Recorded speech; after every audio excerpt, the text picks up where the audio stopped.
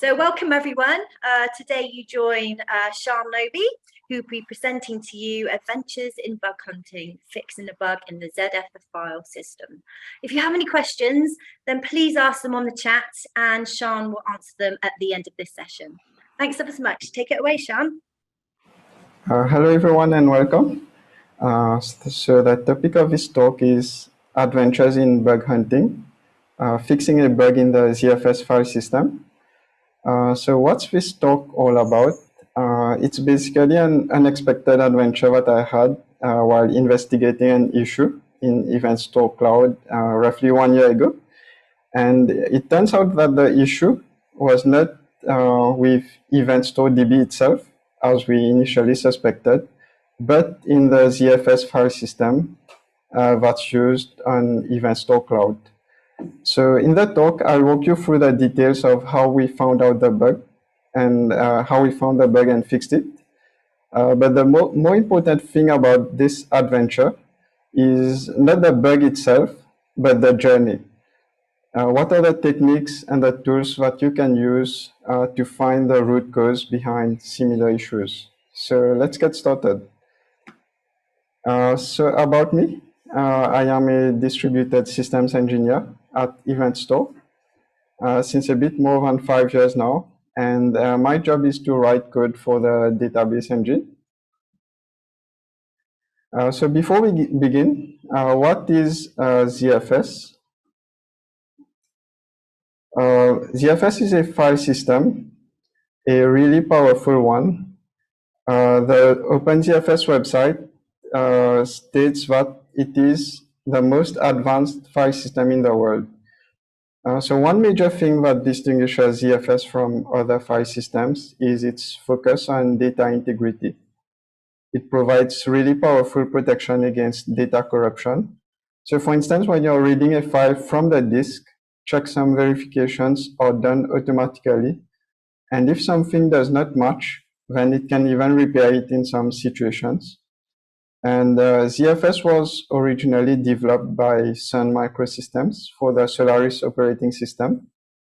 And the source code was later released. So now what is OpenZFS? OpenZFS is an umbrella project that came later to unify the development of ZFS for FreeBSD and Linux under a single code base. So here's a rough timeline of the events. In October 2021, one of our cloud customers reported some issues on their clusters. And shortly after, we started the investigation. And roughly 1 week later, we found out where the issue was coming from, but we didn't really understand why it was happening. So we could reproduce the problem with Event Store DB, but we didn't have a minimal reproduction of the issue.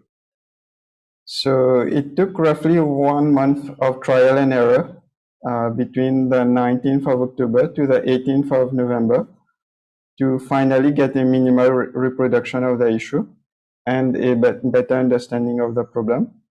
And this was the most difficult part. So working on the fix itself did not take that long, roughly 2 weeks. And the code was ready for review on the 3rd of December 2021. So some time passed by, and roughly 5 months later, on the 1st of April, the code was reviewed by the ZFS maintainers. Yes, that does seem to be a long time, but considering the number of pull requests open on the ZFS repository, and also the number of people reviewing code and how rigorously the reviews are done, it's not that long. And you might also think that one of the most popular file systems like ZFS would have many people reviewing code, but it's not true at all. So there's one person doing most of the reviews, but he's really, really good at it. And so roughly 2 weeks later, I started to apply the review suggestions. And again, 2 weeks later, it was finally approved and merged to the master branch. So as at now, the patch is still not yet present in any ZFS release. So I think that each ZFS release actually contains a curated list of PRs. So if your PR is merged to master, it does not necessarily mean what is going to be in the next release. So now let's begin the adventure. So Event Store launched its cloud platform in June 2021, allowing users to easily launch and manage Event Store DB clusters on the cloud platform of their choice. So whether it's AWS, GCP, or Azure, it's really great. You should check it out on the link above, eventstore.cloud. And so on Event Store Cloud, all of our servers use ZFS.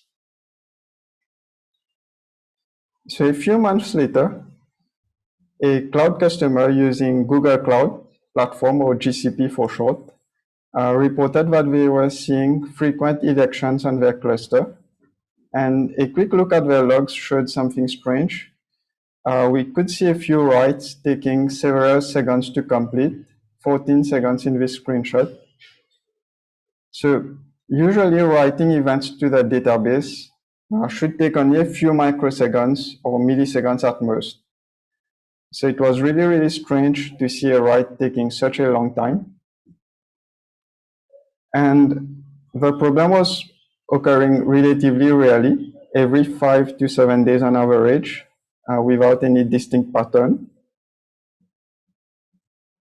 So I was initially focusing on the logs and trying to figure out what was happening from there, but there were simply too many possibilities. And my boss, James, suggested that maybe if we set up a similar environment to what the customer had and put some load on the cluster, we should be able to reproduce the issue. And turns out that he was right, as we'll see in a moment. So my colleague Owen set up a machine which replicated a similar environment to the customer's environment. And I launched a program that would continuously write events to the cluster 24/7 until we find anything suspicious in the logs. So initially, I was flooded with different thoughts about what the problem could be. So this is expected when you are initially tackling a complex bug. So you now need to narrow down the search space by using a methodical approach and doing different tests. So just to recap, the problem is that sometimes writing an event to the database was taking several seconds. So some questions that we had were, are all the threads blocking, or is it only the storage writer thread? So it turns out that only the storage writer queue was getting blocked based on the logs. The storage writer thread is the thread that's responsible for writing events to the disk. And so this already helps us eliminate the possibility that the whole application was hanging. For example, when garbage collection happens, it also suspends all threads. So we could eliminate possibilities like garbage collection because we knew that only that thread was hanging. Is the problem already fixed in the latest version of Event Store DB? So that's also good to know because we don't want to spend many days trying to fix a bug and then realize that it has already been fixed.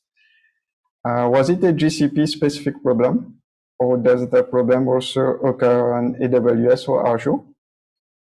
So it turns out that it was not GCP specific, but the problem also occurred on Azure. And the reason we initially thought that the cloud platform could also be the issue is that they often run a modified version of the kernel, which is optimized for their cloud services. Was it a ZFS specific problem, or does the problem occur on all file systems?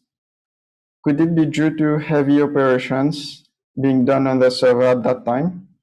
For example, file system maintenance operations like ZFS scrubs or index mergers. So we could not find any evidence of that happening. And at one point, I even had a crazy idea. that the problem could be a clock drift issue. So the hypothesis was that as time was passing by, the clock was somehow drifting away more quickly than usual on the VMs.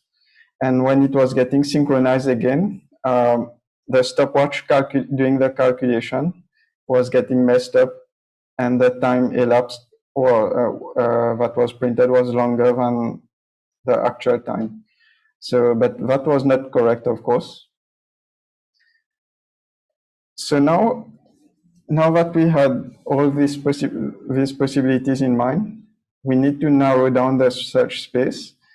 And one way, the first idea I had was to use a diagnostic tool called strace, which intercepts system calls being done from a process. So what is a system call? System calls are the interface between a user space program and the operating system or kernel. So you can think of it as the kernel's API. If you're reading a file, for example, irrespective of which programming language you're using, on Linux, it will eventually go through a system call named read, and it's the kernel that will actually do the read from the disk and put that data into your buffer. So that was a good place to start looking at. Here's a small Hello World program just to illustrate how strace works. And calling strace on it shows you all the system calls done just for that small program. Each line in this output is a system call. And as you can see, writing to the console is actually done with the write system call. And you can even see the parameters. For instance, the number one is the file descriptor. In this case, it's standard output or the console. The second parameter is hello world, and the third parameter is the length of the string, which is 13 in this case. So I set up the event store DB server to run with strace, launched the tool that was writing events continuously, and waited for a slow write to occur. And roughly 1 week later, we got a hit. There was a 5-second write, as you can see in the red box at the bottom. And the culprit was a system call named msync, as you can see in the first red box. So what exactly is the msync system call, and how does it relate to event store DB? So let's sidetrack a bit just to explain how event store DB works and what memory map files are. So when events are returned to streams in event store DB, the events are appended into a sequential log that's split into 256 megabyte chunks. We call them chunk files. And we also have some very small checkpoint files that point to some position in the logical log, that is in the chunks. And the checkpoint files are only 8 bytes large. So in our case, the 5-second delay was occurring when updating the writer checkpoint file shown in red, not when writing to the chunks, which I initially suspected. And so what's special about the checkpoint files is that they were not being read or written to like normal files. They were memory map files. And I'll explain what this is in a moment. But also to make sure that the data is on the disk, event store regularly flushes it, and there are 2 system calls that you can use. One is fsync, and the other one is msync. Fsync is for regular files, normal files, and msync is for memory map files. So essentially what was happening is that the database was trying to flush the writer checkpoint file to disk, and that's when it was taking longer than expected, several seconds. Although it is a very small file, only 8 bytes large, so you would expect that it should take only a few microseconds. So now let's have a look at what memory map files are. And this diagram represents the virtual address space of a single process running on a 32-bit system, and it's 4 GB large. Of course, most machines use 64 bits nowadays, but I could not find a 64-bit diagram. The virtual address space of a process is the memory that's visible to it, and it is segregated from other processors. So each process can only operate on its own address space. And as you can see, there are several sections here: the stack, the heap, and so on. And a memory map file, as its name says, is a file that's mapped into memory, as you can see. So when you are modifying a normal file that is a non-memory map file, access to the file is done via system calls such as open, read, and write, and the process has no direct visibility of the file. But when you are modifying a memory map file, the process can just directly change values in memory since it is in its address space. And to make sure that it's actually written to disk, it can call the msync system call, which writes parts of the files that have changed back to disk. And on EventStoreDB, the checkpoint files were historically implemented as memory map files, since it had a slightly better performance than a regular file. So it dates back to a long time, and we never really had any issues with it up to now. And on Linux, interestingly, you can visualize the address space of a process easily by using the command cat/proc/ the process ID and /maps. So this is the actual map from an EventStoreDB run that you can see on your screen. And as you can see, there's a stack and a heap section, and I've highlighted the memory map checkpoint files in red. So now that we've explained what memory map files are, let's go back to the investigation. So we know that the msync system call is for some reason sometimes slow, but why and how can we debug the issue further? So another thought that I had was that, oh, maybe something is saturating the disk I/O and slowing down the msync call. So in parallel to strace, I had run ZFS IOstat, which gives you some detailed stats about what's happening. And I ran it at 1 second intervals.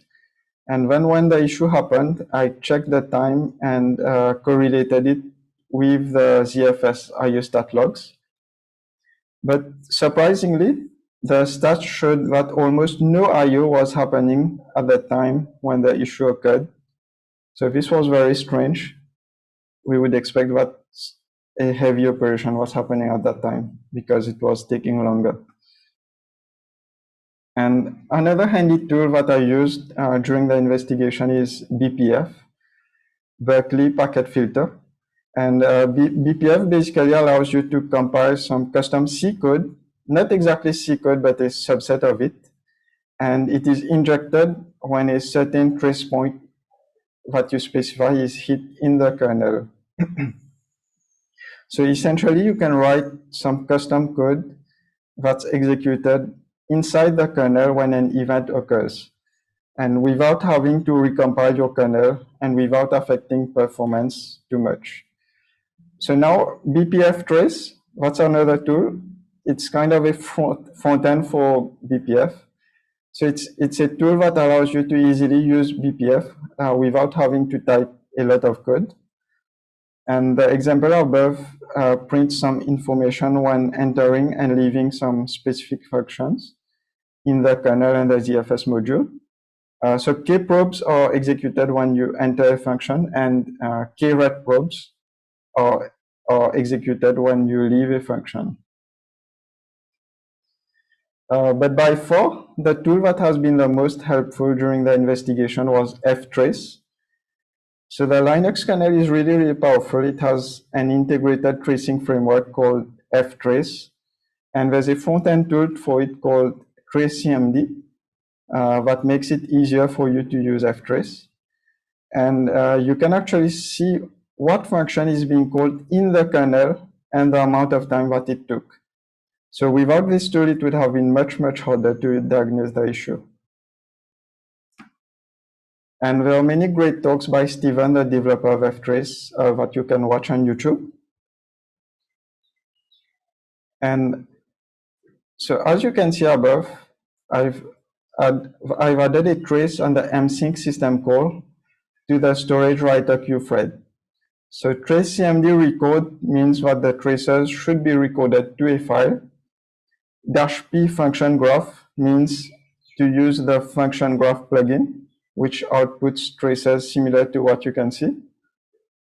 -g x64 sysmsync is the name of the function to trace. In our case, it's the msync system call.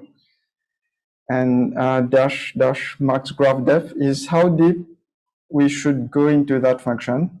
It needs to be a reasonable value to avoid having traces that are too large. And -p thread ID is the thread that we should trace. In this case, I've specified the storage writer thread of event store DB. So how cool is that? You can actually see functions being called inside the kernel.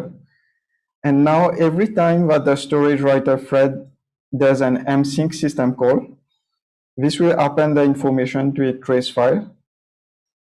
And you can see the function call graph up to the depth that was specified, 7 in this case. So of course, the problem did not occur on every msync call, but approximately once a day with a busy cluster. So I had to run it, collect the traces, and when there is a hit, match the time and then find the corresponding msync call in the traces. So that was a really helpful tool. And so this is a continuation of the previous page, and it shows the actual part that was slow. In this particular instance, the msync call had taken 1.57 seconds, and we can finally see the culprit. It's the wait and page write back function that's taking a lot of time. And we'll get back to what exactly is happening here a bit later.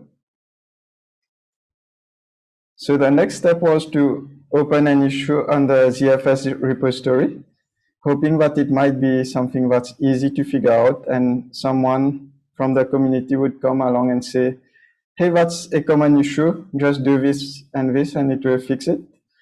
But after a few days, there was no feedback, so I continued the investigation.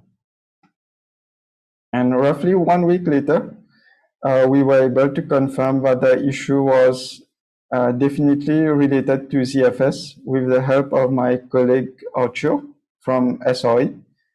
So how did we narrow down the issue to ZFS? So basically, we just launched the application that would write events continuously 24/7 on various system configurations. And we checked whether or not the problem was occurring on each one of them. So we tested on ZFS and non-ZFS file systems. We tested on GCP and AWS. And I was able to see the issue happen once without event store DB by writing a C application that was simulating the same things as writing a checkpoint file. But it occurred only once. I tried several times again, but the minimal reproduction that I had tested was not working for some reason, and we'll see a bit later why. So at this point, we knew that the issue was definitely ZFS related.